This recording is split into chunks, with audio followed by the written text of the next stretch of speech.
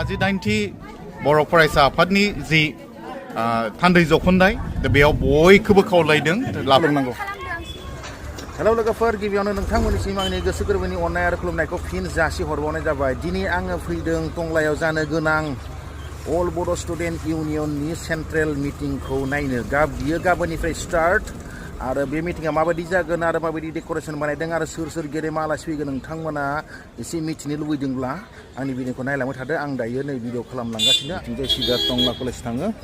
बिथिंजाय जाबाय नै ओरै लामा दङ सारिगिदिं, आरो नै बेयावनो जाबाय गाबोन फुङावहाय डिस्ट्रिक्ट आबसुआ बेयावहाय उदालगुरि डिस्ट्रिक्ट आबसुआ बेयाव फ्लेग हस्टिं खालामगोन। आरो नै बिथिंजाय दायो गेट बानायगासिनो दं, नै बिथिं सिदा हाबलांनाय जायो। बे आरो 2026नि अल बड' स्टुडेन्ट इउनियननि सेन्ट्रेल मिटिंनि गेट टंग्ला कलेज खाथियावनो जादों। आदामोन बहानि? जों लकेलनिलै, आंसोरनिनो गोजा। हाजोबगोन दाराय दिनैनो? हागोन दा मोनायालागै जोबगोन। आलासिफ्रालाय बहानि फैगोन? गेदेमा आलासिफ्रा माबानिबो थाबाय, आसामनि चिफ मिनिस्टार थाबाय, मिटिं सेन्ट्रेलनिफ्राय थाबाय, दिल्लीनिफ्राय बिश्वजित थाबाय स्पिकार।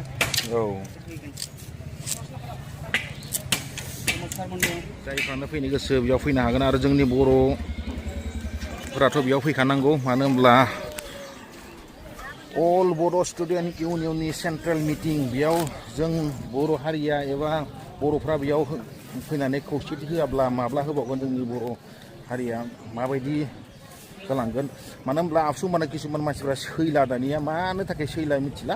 आरो गाव गावनि मोनसे हेंथा बायदिसिना अनेक थायो, मानि थाखाय सैया, गुबुन गुबुन पार्टि दङ बेनिखायनो सैया। नाथाय आं मोनसे रिकुवेस्ट खालामदों जे जोंनि जा आबसु होनब्ला जों गासैखौबो बुंनाय जायो, अल बड' स्टुडेन्ट होनब्ला जों गासैखौबो बुंनाय जायो, जा बेलेग पार्टिनियानो हक गुबुन पार्टियानो हक, मानो होनबा गासैबो आबसुखौ सापर्ट खालामनांगौ। आरो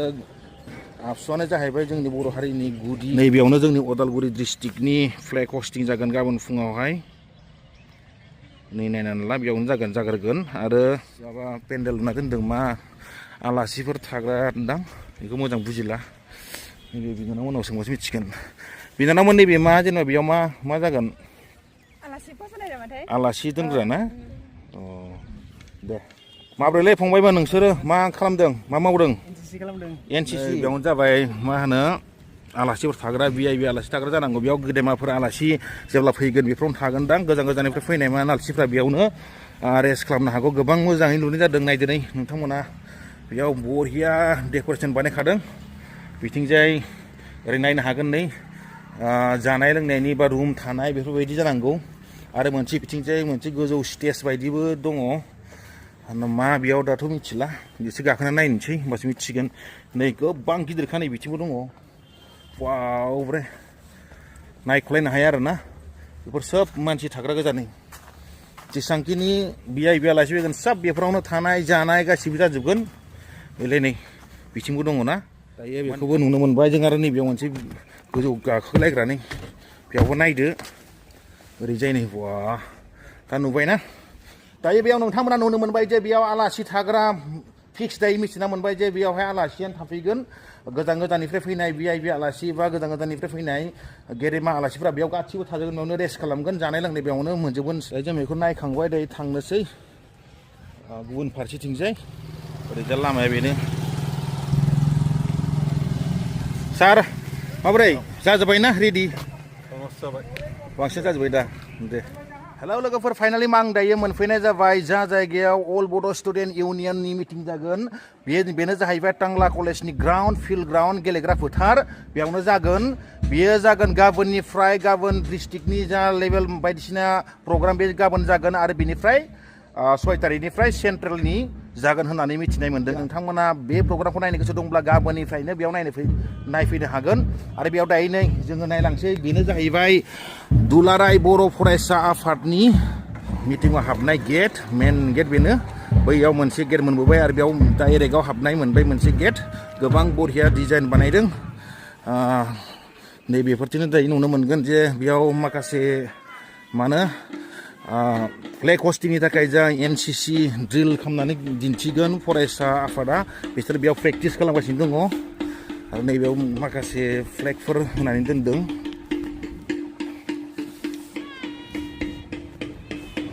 दिनै खुन्था दङ बेयावनो गासैयावबो फ्लेग हस्टिं खालामनाय जागोन 6 तारिख फुङावहाय बेयाव जाबाय सेन्ट्रेलनि फ्लेग हस्टिं खालामगोन बेयावनो नुनो मोनबाय नै एनसिसि खालामग्रा बिनानावमोन लेडिस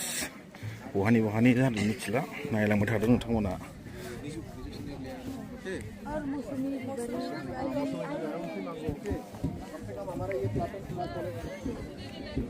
कौन सा स्कूल है अच्छा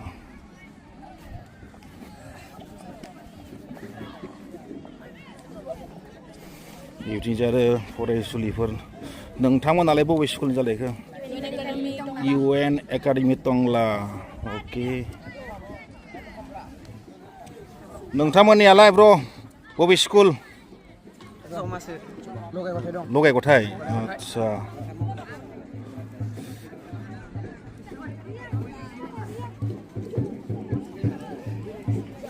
नोंसिनालाय सिस्टारमोन मा गामिनि बबे स्कुलनि ओके गासिबो ज' लगाय गथायसो नोंसिनालाय मामोन जोंनिया स्कुला लुम्बदर आरो गामिया रतनपुर खातलपारा ओके मोजां रोंबाय ना खैदिन जाखो सोलोंनाया सप्तासे जाबाय थिगानो नोंसिनियालाय बिनानावमोन बबे स्कुलनिफ्राय फैदों नोंथांमोना लुम्बदर बेलेग गोजा ने ओमफ्राय फोरोंनायखौ बुजिबाय रोंबाय हाखागोन ने दे नै फोरोंगिरिया बेनो नामा नोंथाङानो दे बहानि नोंथाङा थासुबारि बै थासुबारि अके बरिया फोरों दे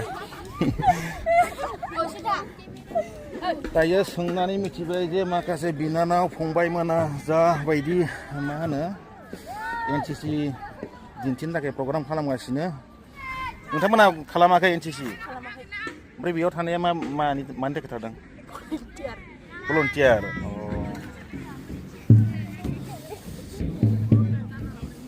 नोंथांमोना बेंथाग्रा आरो ना भलन्टियार बहानि जाखो नोंथांमोनालाय सिनिपारा नोंलाय 3 नम्बर रासिनसालि अके नोंथाङालाय खातलपारा बड'फानि माबा मुसुखा मा बुङो बेखौ स्टेसना मा बुङो मुसुखा औ जोंनि आबसुनि नेसनारि बेनो ना अल बड' स्टुडेन्ट इउनियननि मिटिंनि जाबायदि स्टेज माबायदि बानायदों नोंथांमोना नायलांदो बिसोर गिदिर स्टेजखौ बानायदों फंबाय बहानि क'क्राझार मा गामिलै क'क्राझार सामगाव नोंथाङालाय क'क्राझारनिफ्राय फैदों ने बेयाव खामानि मावफैदों नामा साउन्ड सिस्टेम लाबोदों साउन्ड सिस्टेम अके बे मोजां बहुत बरिया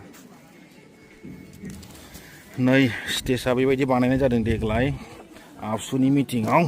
गाखोनायबाय ओरै गाखोनायनानै नायनोसै दानिया गोगोम बानायखादोंलै नोंथांमोना मिथिखागौ दे जेब्लायबो बेबायदि गिदिर प्रग्राम जायोब्ला मोनसे गोजौ स्टेज बानायबावनाय जायो आरो बिनि गाहायाव प्रग्राम जा दिन्थिफुंग्रा मोसाग्रा मेथाइ खनग्रा जाबायदि दिन्थिग्रा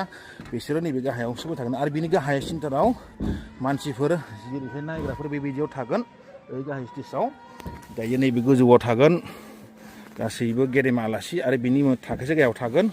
जा दिन्थिग्रा मोसाग्रा मुसुरग्रा बिसोर बेयाव गासैबो खालामजोबगोन ओमफ्राय बिनिफ्राय बिथिं गाहायाव जाहैबाय नायग्रा नों आं नायग्राया गाहायाव थानाय जाहैबाय आरो ना अरे बाबु मोजाङानो नोंथाङालाय मा डिउटि देग्लाय दिनै आङो नैबे माबायाव दंफैयो नैबे 82 जि एनुवेल कनभेनसन सेन्ट्रेल आबसुनि बेयाव आङो मोसानायखौ एसे पाब्लिसिटि खालामफैबाय आरो बेजों लोगोसे दा जोंहा मास पास खालामगोन भलन्टियार हान्जाया आं बेखौ पाब्लिसिटि खालामनो दायो नेगासिनो दङ आरो जास्ट बेखिनियानो फै बयबो बाहागो लाफै सारनिया मा डिउटि दं बेयाव डिउटि हिसाबै नायनो फैबाय माने माबायदि साखाफारा खालामदों बेखौ माने एसे नायबाय दा बिदिजोंनो 59थि बर' फरायसा आफादनि जि थान्दै जख'न्दाय दा बेयाव बयखौबो खावलायदों लाफै बाहागो लाफै आरो जाफुंसार खालाम आरो नैबे मोनसे टंला जौमा फरायसालिनि जि गेलेग्रा फोथार जायखौ सोलोंथायारि फोथार होननानै बुंदों बेखौ गम्फब होफै बर'नि जि थामोनथा मोनथाय बेफोरखौ लानानै जि मोनसे सांग्रांथि खालामदों दुलाराय बर' फरायसा आफादा बेहाय बयबो बाहागो लाफै आरो बेनिखायनो जोङो दिनै बर'नि जि सिनस्रि होननानै बुंदों सिनस्रि आफाद आरो बेनिखायनो उन जोलैखौ जिहेतु बे फरायसा आफादानो मोनसे गोथों लामाजों दैदेनबोगासिनो दं बेखायनो साक्सेस खालामफै जाफुंसार खालामफै आरो आं बिगोमा नोंथांमोनखौबो खावलायदों गाव गावनि गथ'फोरखौबो खेबसे नैबे टंलानि जे सोलोंथायारि फोथार बेहाय हरफै नायफै आरो बर' फरायसा आफादा मा खामानि मावदो बिनि बागैबो एसे सुलाद लाफैनो आं खावलायदों जोंबो बेखौनो थासारिखौ नायफैबाय दिनै जिहेतु नैबे जोबथा जिहेतु माने मावसोम हान्जानि जे सर' खालामनाय बे जोबथा जागोन आरो जे हारिमु दालाइसा आफाद दङ बेबो जोबथा जागोन बेखायनो बिसोरनि माबाया माबायदि जिहेतु गुबुन जायगानिफ्राय आलासिफोरा फैगोन बिथांमोनखौ सिबिनो थाखाय माबायदि साखाफारा जादों बेनि थाखायनो जोंबो एसे बे खौरांखौ लाफैनो थाखाय जोंबो बेहाय थुबुर जाफैदों खुलुमबाय बयखौबो फैनो थाखाय खावलायबाय सारहालाय बेयाव मा डिउटि दङ खुलुमबाय बयनिसिमबो बेयाव आंनि पार्टआ जाबाय हारिमु आयदाखौ आं बेंनो नांनाय बेयाव गासैबो हारिमुवारि सिबिग्राफ्रानो बेयाव दङ मैखोमै बर'नि गुबै मोसानाय खेराइ बे खेराइनि आयदा बेयाव मोसाहोनाय जागोन आरो दालासिम नैबे दिनै जोबथा सान जोंनि सर' खालामनायनि बे जोबथा सानाव फ्राम मोसानायफोरानो साखाफारा जाजोब्बाय नोंथांमोना नैबे दुलाराय बर' फरायसा आफादनि 58थि खेब थान्दै जख'न्थाय बे मेलाव नोंथांमोना मोसानायफोरखौ नुनो मोनगोन आरो बिसेसके बर'नि बागुरुम्बा मोसानाय बे बागुरुम्बा मोसानायखौ जोङो 100नि बांसिन मोसाखावरिफोरजों मोसाहोनायनि बेयाव नाजानाय थागोन दुलाराय बर' सुबुंफोरखौनो आं खावलायो जाहाथे हारिनि थामोनथा रैखानि खामानि मावग्रा आबसुनि जि मेल बे मेलाव जि बिथांमोना एक्टिभिटिस खालामो बा लायो बेफोरखौ नोंथांमोना नुनो मोनगोन दा लैहोर फैनायनि जुनै आङो फिन खावलायनाय थाबाय जाहाथे नोंथांमोना हारसिङै फैयालासेनो दा गावनि गथ' गथाय गावजों लोगोसे आरोबाव खुरमा बाहागो बिथांमोनखौ लाबोनानै नायफैनो थाखाय फिन खावलायनाय थाबाय बहानि जाखो बिनानावनालाय हा ओमफ्राय नोंसोर बेयाव खामाखै जेबो एनसिसिफोर खामाखै खेराइ मोसानाय नोंसोरलाय मा र'फोर जेबो माबा खालामाखै मोसानाय मुसुरनाय जेबो खालामाखै एनसिसि फोरोंदों फोरोंदों ने बबे स्कुलनि नोंथांमोना बबे कलेजनि टंला कलेज एनसिसि कर्स लानाय नोंथांमोना मोजां फोरोंबानो जाबाय ना फंबाय नोंलाय खालामाखै नामा एनसिसि खालामदों मेंबाय नामा नोंथांमोना खालामदों ना दे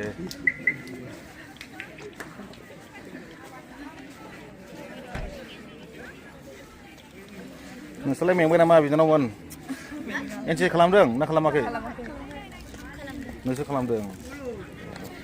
खालामनांगौ माने बेखौ खालामबासो मानसिनि डिसिप्लिन आरो मोनसे साननाय हनायफ्रा मोजां जायो आरो बेखौ खालामोब्ला सोलोंनांगौ दे अके मोजाङानो थेंक इउ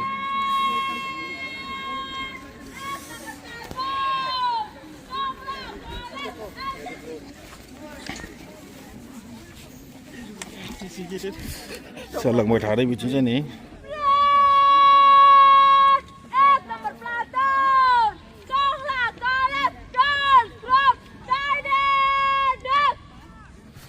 जोबथारनायाव जों दायो नायनोसै नै फैलायबाय गासैबो मिटिं एबा सभा एबा मा होनो कनफारेन्सफोर जानाय बा मिटिं जानाय बेफोराव हारिनि मिटिं जानाय माबा मोनसे जानायफ्राव गासैयावबो मोनसे दिन्थिफुंनाय थायो एक्जिबिसन थायो बे एक्जिबिसनखौ दायो नायनो फैबाय जोङो एक्जिबिसना जाबाय नैथिनि जागोन बेलाय दा बिथिङा मेन गेट नङा एगजिबिसननि एक्सुवेलि अब्लाबो बिथिंहाय बारस'नानै हाबनाय जाबाय दायो बिथिं हाबलांसै अब्लानो मोननाय जागोन बे टंलायाव जानाय अल बड' स्टुडेन्ट इउनियन मिटिंनि एक्जिबिसन ना बेफोराव गासैबो एक्जिबिसन होनबा नोंथांमोना बयबो मिथिखायो जे एक्जिबिसनाव फाननाय जानाय लोंनाय गासैबो प्रग्रामा थाखायो बेफोर जाबाय गासैबो दखानफोर जागोन आरो बिथिंबो नै दखानफोर जागोन मोसानाय मुसुरनाय बायदिसिना थागोन एक्जिबिसन सिङावबो थायो नाथाय माथिं बानायनाय जादों दायो नायलांबाय थादों नालाय ओंखायनो दायो नोंथांमोना नायलांबाय थाबानो जाबाय जोबजासे भिडिअखौ दायो नै बिथिंजायबो नै नुनो मोनदों नोंथांमोना सोब नैबे गेजेराव मोनसे माबा दङ आबसुनि जा निसान बेखौ बानायनानै दोननाय जादों नै औवाजों बानायदों बेयाव दायो कालार बायदिसिना फुननानै बेखौहाय समायना बानायनाय जागोन बे सोब दखान गोबां गिदिर बानायदों बाब्रे एक्जिबिसननि गेटखौ मा डिजाइनाव बानायनाय जादों नोंथांमोना नुनो मोनगोन आरो फारसेथिं नै बिथिंजाय मारै र' मा मावबाय थादों नोंथाङा नैबेयावनो बेरायनो फैबाय दसे नायनोसो फैदों ओमफ्राय जेबो माबा लायाखै बिबान लायाखै दङ एक्जिबिसनाव अके थिगानो जादों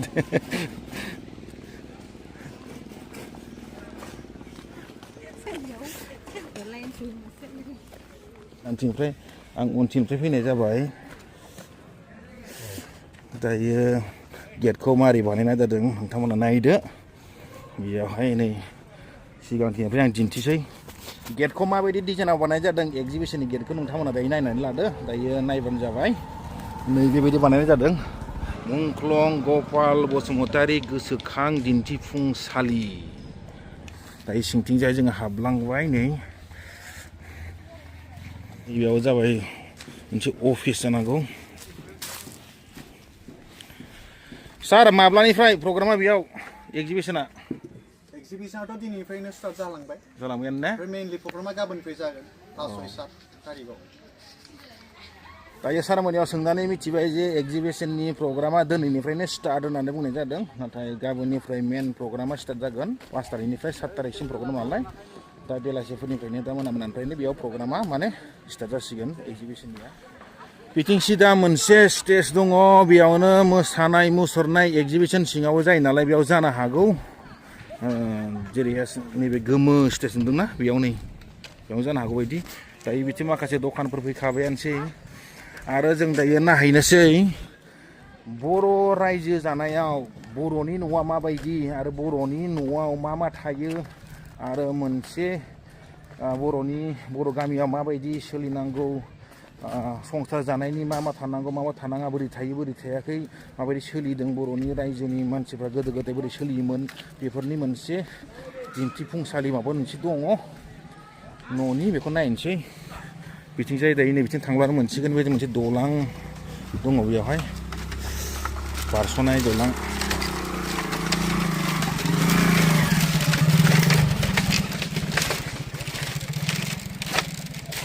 देग्लायनि आबसु मिटिङाव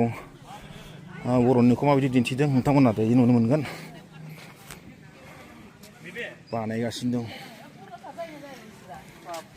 मिया मोखां सोंगालायदों आङो 5,000 फैसा माथिं नागिरनायावनो लिडारा नोंसो नामा लिडारा दङ नै लिडारा नोंसो लिडार माने हेल्प खालामदो थिगानो हेल्प खालामनांगौ रायदोंनि बान्था बेयावनो बानायनाय जागोन नै दाउ गग्रा बायदिसिना आरो नै बिथिंजाय मन्दिरफोर बानायनो हागौ बाख्रि दङ ओरैजाय इसान बायदिसिना बेयाव दायो रेडि खालामगासिनो दङ दायो रेडि जाजोबाखै हा ना होबाय नै फुलकबिफ्राबो माबायदि होयो मिथिबाय दा गायसिगोन माने बेयावथ' ओरैनो दिन्थिनायनिल'सो नालाय गायबानो जासिगोन आरो नै नायाबो ओइ माथो नाया दंमारथारोसो नै रौ ना हगारदों नै बाब नै बेबायदि आरोना गय बारि फाथै बारि माइ बारि गासैबो मोनसे बर' न'खरा माबायदि जि दानाय हाखर मैगं गायनाय माइ गायनाय गासैबो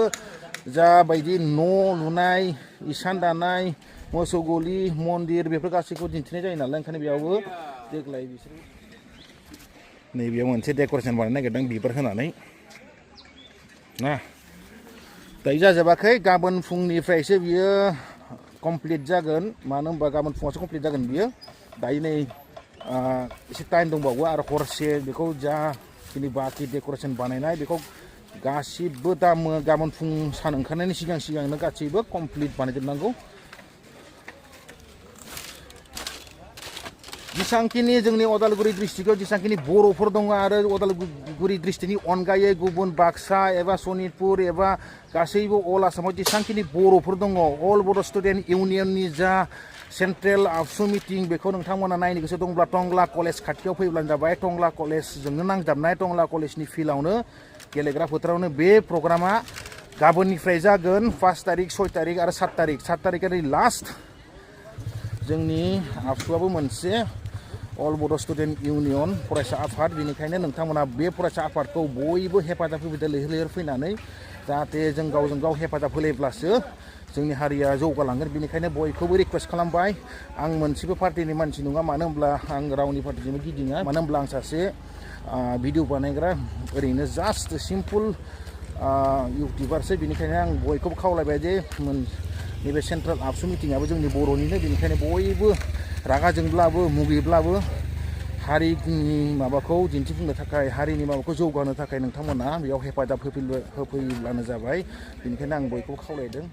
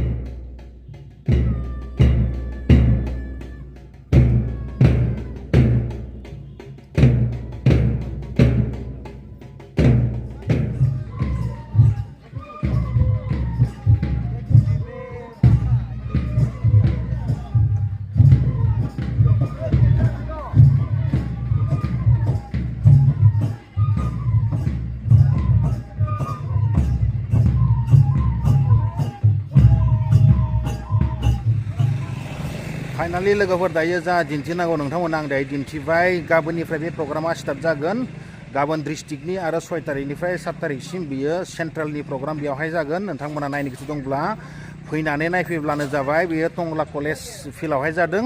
आरो बयबो बर'फ्रा एसे खौसेथि होलायदो सापर्ट होलायदो अब्लासो जोंनि बर' हारिया एसे दावगागोन बेनिखायनो आं बयखौबो रिक्वेस्ट खालामबाय जे जाहाथे जोंनि उदालगुरि डिस्ट्रिक्टनि गासैबो बर'फ्रा बेयाव फैनानै हेफाजाब होफैगोन होननानै स' भिडिअखौ मोजां मोनदोंब्ला अन्नानै एसे लाइक खालामना होदो आरो जायफ्रानो आंनि चेनेलखौ साबस्क्राइब खालामाखै नोंथांमोना एसे सापर्ट खालामनानै होब्लानो जाबाय आंनि भिडिअआ दिनै एसेनोसै थेंक इउ बाय लोगोफोर